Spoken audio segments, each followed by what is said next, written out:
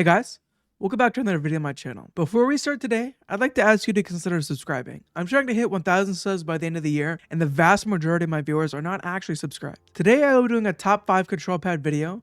Just like in my top 5 speed pad video, this will be 5 to 1. If you haven't seen the speed pad video, I will have that link down below in case you're interested. To begin at the number 5 spot, I have the Vaxee PA. The PA is a smooth control pad with an average foam base that we're used to seeing on the Zowie GSR and no stitching to speak of. The surface feel of this pad is going to be really similar to the GSR, with the PA being faster overall out of the box, but after breaking in, the PA should feel very similar to the Zowie GSR. In terms of the PA, the pad itself might be the safest option for GSR or QCK enjoyers, as I feel this is a better pad and a better version of those two pads. It has high initial friction, but low dynamic friction, which might help some users that have issues with mouse control and crosshair placement. It may also help keep your crosshair centered and head level. The lack of stitching though, and the thickness of the pad was a bit of an issue for me. The spot where I rested my arm that's between the pad and the desk sometimes got caught on this area and would limit my vertical movement a small bit. Just some nitpicks that I noticed. Vaxee also has a large catalog of designs and bigger versions of these pads coming. In number 4, we have the Infinity Mice Infinite Control.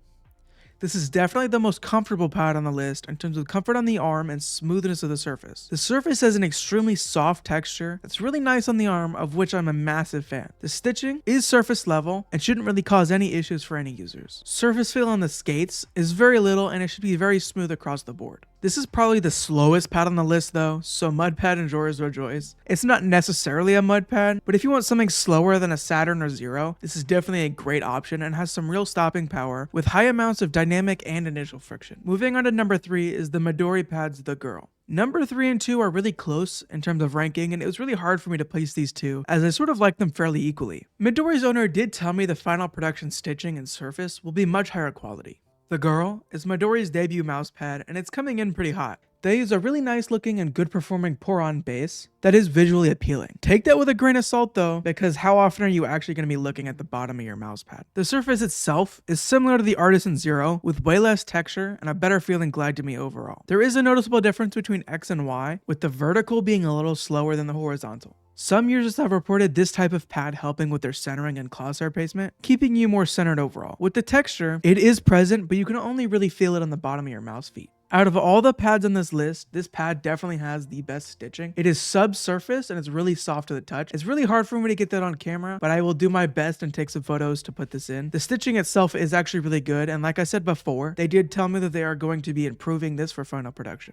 In number 2, I have the Musashi Gear Void V2. Like I said, between 3 and 2, it was really hard for me to decide where to place them. So I sort of just did it with design preference and how I prefer them for TAC FPS. The Void V2 is slightly slower overall than the 3rd spot, but it has more natural feeling transition from initial friction to dynamic friction to me, which helped a ton in TAC FPS. The design on this pad is definitely visually appealing, and I'm a big fan of the look overall. Like with TheGirl, this pad has a present texture that you mostly feel on the bottom of your mouse feet. I've been using dot skates a ton recently, so pairing dots with pads like these has felt pretty insane. I do have some minor nitpicks regarding the stitching and base however. Overall, not a big issue, but I also would have liked to see a full black or full white stitching instead of the gray gradient around the pad. The base itself is also pretty similar to the Vaxee PA, and it's a normal foam that we're used to seeing on cheaper pads. It doesn't slide around my desk at all, although there is a slight bit of humidity issues that are probably caused by the base itself. Humidity wise, the pad doesn't get muddy or unusable in any way. Again, these are just some minor nitpicks. Coming to number 1, I actually have 2 pads tied for number 1. This is because I felt they're equal in my eyes for different reasons. I have them both at number 1, because I feel I can use them in every game without any issues and needing to swap to another pad. These two pads are really not alike in any way, but to start off, we have the Saturn. This shouldn't come off as a surprise in any way, because this is probably the most popular and highly regarded Zero clone there is, with this pad being slightly slower than the Zero and having a very similar amount of texture, with none of the inconsistency or hair issues that are present on the Zero. I'm glad this pad is getting a ton of recognition because LGG has put in a ton of work and effort with their mouse pads. Speaking of LGG, I actually had a different, like my very original Saturn that I was going to use for this video, but I noticed it was damaged due to a leak in my basement. I reached out to LGG, even though it was my fault, he made sure I had this pad for the video and wasted no time whatsoever. And for that, I'm very grateful. Like I said before, the Saturn has a slight bit of texture you could feel on your mouse feet and on your arm, and it has a slight grainy feeling overall. And that's going to be up to you to decide whether this is a good or a bad thing. Some people love textured pads and some want them to be smoother. This is all entirely preference based. The stitching is also surface level and is very soft on the skin. As well, it's very consistent overall, and there really isn't an obvious spot that I could notice where the stitching starts or ends. It was very difficult and I actually had to look hard to find it, and I still can't really pinpoint it. The base on the Saturn is very similar to the Musashi Gear Void V2, with it using a Japanese foam base that has no issue sticking to my desk at all. The difference between the pads is the Void V2 is $50 and the Saturn is normally $30, but you can get it on sale right now for $19.99, officially making this one of the best $20 pads money can buy. This is the 500 by 500 variant, but the 490x420 version is on sale for $20 as of this video being uploaded. Now for the second pad tied for first place is the control pad that made me rethink how control pads should be. This is the Freefall SVBC Plus. I've had this pad for a handful of months now, and I've been putting it through some real use. Now what makes this pad particularly special is the base itself. They call it the SVBC Plus base, and it's patent pending. It has absolutely no give to it whatsoever.